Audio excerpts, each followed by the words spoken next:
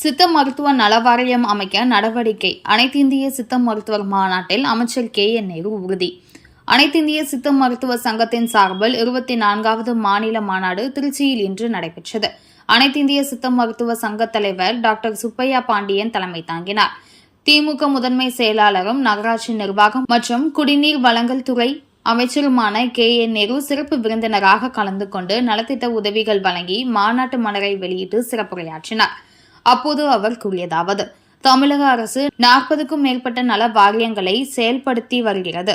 சித்த மருத்துவர் நல வாரியம் அமைக்க தமிழக முதலமைச்சரின் கவனத்திற்கு கொண்டு சென்று நடவடிக்கை எடுப்பேன். இதன் மூலம் மருத்துவ உதவி, கல்வி உதவி போன்ற பல நலத்திட்டங்களை சித்த மருத்துவர்கள் பெற்றுக்கொள்ள முடியும். இவ்வாறு அவர் கூறினார்.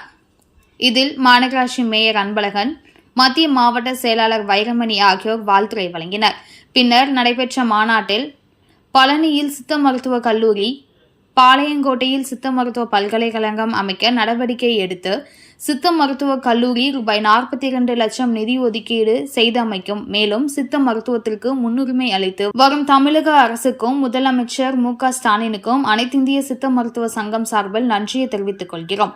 சித்த மருத்துவ நல வாரியத்தை தொடங்கிய பாரம்பரிய சித்த மருத்துவர்களுக்கு பாதுகாப்பு வழங்கவும், சித்த மருத்துவர்களின் கண்டுபிடிப்புகளுக்கு அங்கீகாரம் வழங்கவும் ஆவண செய்ய வேண்டும். தமிழகத்தில் உள்ள அக்குபஞ்சர் மருத்துவர்களுக்கு அங்கீகாரம் வழங்கவும், அக்குபஞ்சர் கவுன்சில் ஆரம்பிக்கவும் தமிழக அரசு நடவடிக்கை எடுக்க வேண்டும் என்பன உள்ளிட்ட தீர்மானங்கள் நிறைவேற்றப்பட்டன. மாநாட்டில் டாக்டர்கள் ஹரிராமன் மற்றும் தமிழகம் எங்கும் உள்ள நிர்வாகிகள் கலந்து கொண்டனர். முன்னதாக டாக்டர் தமிழரசி சுப்பையா வரவேற்று பேசினார். டாக்டர் விஜய் கார்த்திக் நன்றி உரை கூறினார். நிகழ்ச்சியில் சித்த மருத்துவத்தில் சிறந்து விளங்கும் சித்த மருத்துவர்களுக்கு விருதுகள் வழங்கி கௌரவிக்கப்பட்டது.